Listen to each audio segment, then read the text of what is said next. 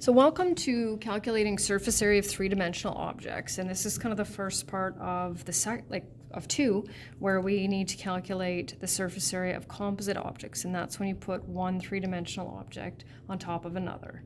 Or of course you can have more than two. So we're just going to look at some formulas. You won't have to memorize any of the formulas, just have to be able to use them. So we're going to deal with 7 three-dimensional objects in total, and we're going to start with a cube, which is the most basic one. And so there are 6 identical faces on a cube, and so that's where that numerical coefficient of 6 comes in.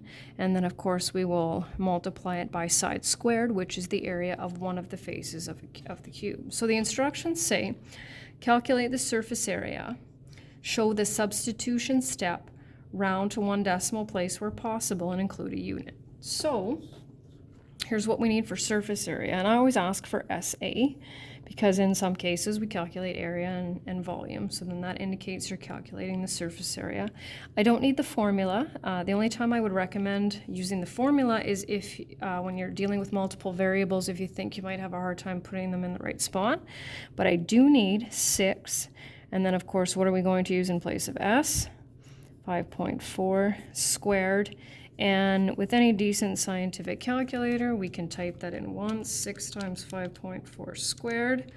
And then it says round to 1 decimal place, so 175.0. Surface area and area units are always in centimeters squared. So moving on to the rectangular prism, or what I usually refer to as the Kleenex box. So we still have 6 faces, just like the cube, but now we have 3 pairs of 2 identical faces. And so that's the most common situation. So that's why we have all these 2's, because we have 3 pairs of 2 identical faces. And then as you can see, the length, the height, and the width, we need to make sure that we calculate all of those different areas. And so same as before. So surface area equals 2, those have to stay there. Now you can use either the dot for multiplication or brackets. So 2 times 2 times 6.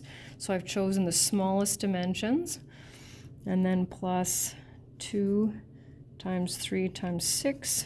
Those are the larger. 2 plus 2 times 2 times 3. And actually I went in between, and then I went larger, and then I went smallest. And then you should be able to do that in one step. And on the quiz or the exam, I highly recommend typing it in twice, because it's easy to do an addition sign when you mean multiplication or vice versa. And we end up with 72 square feet. Now this one here, this is kind of one of the ones that we covered in the spring. This one's a little bit tricky, because if you look at the formula, we have 2 B's and 2 H's, but we have 3 W's and 1 L. So it's really important that we know which variable is which. And so B stands for the base of the triangle, which is pretty self-explanatory, and I'll put the variables in before I calculate it. H is the height of the triangle.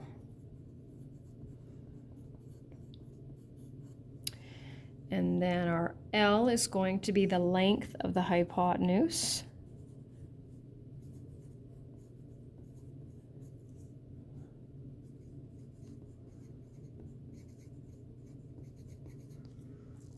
And the W is the width.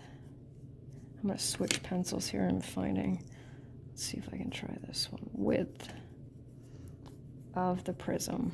And so I kind of refer to the width, I think of doorstops.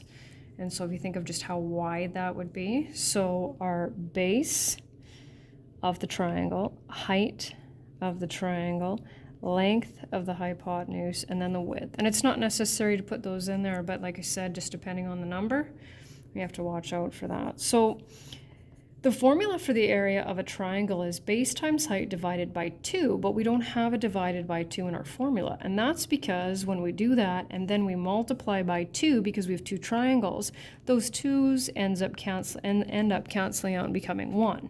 So this base times height takes care of both triangles, because if you flip this one over, right, and put it here, you've got yourself a rectangle.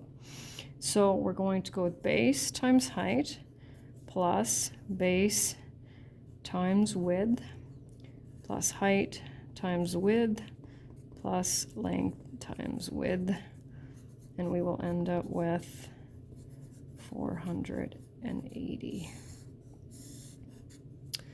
So those three and this next one were covered in Math 9.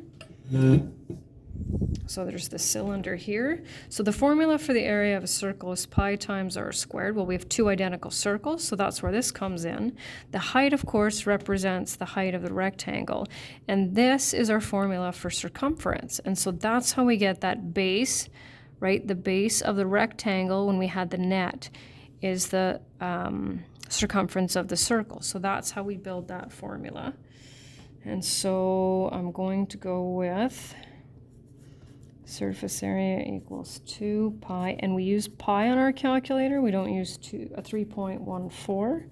Gives us a more precise answer. And so this is another one. Oh, I'll just zoom out a little bit here. There we go, where I recommend typing in twice when you're writing a quiz, or if you have one of those calculators where you can see it up top, it works out better. I'm not going to spend the time doing that because I already have the answer here. So 914.6. Now, I'd rather you not break this down into two separate parts, but if you find that helpful, then by all means go ahead. Your answer might be off by 0.1, which is not a big deal. Okay, so then we've got the pyramid. So of course we have one square, so that's where we get base squared. And the reason I don't have it as an S is because it's going to be the same.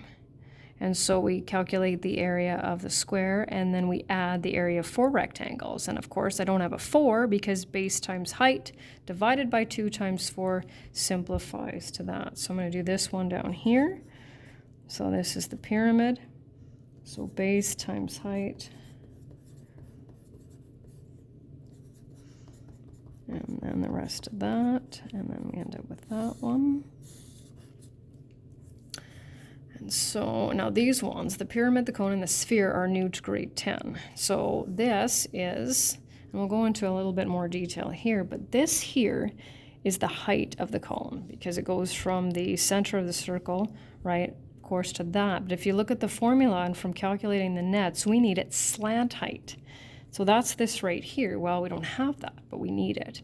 And so from our circles unit in grade 9, we know that the sum of the squares of the sides of a right triangle equals the square of the hypotenuse.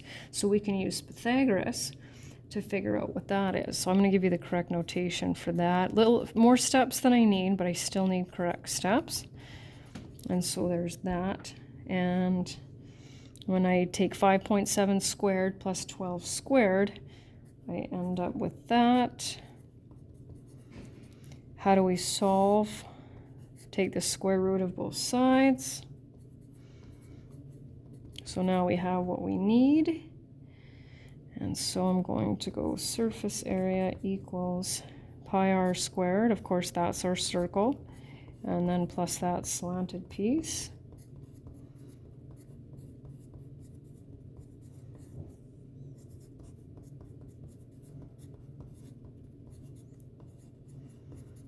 There we go.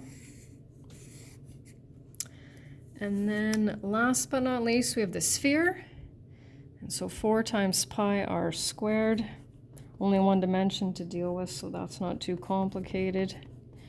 And we get a nice, rather large number of 2,463. And so that is calculating surface area of 3-dimensional objects.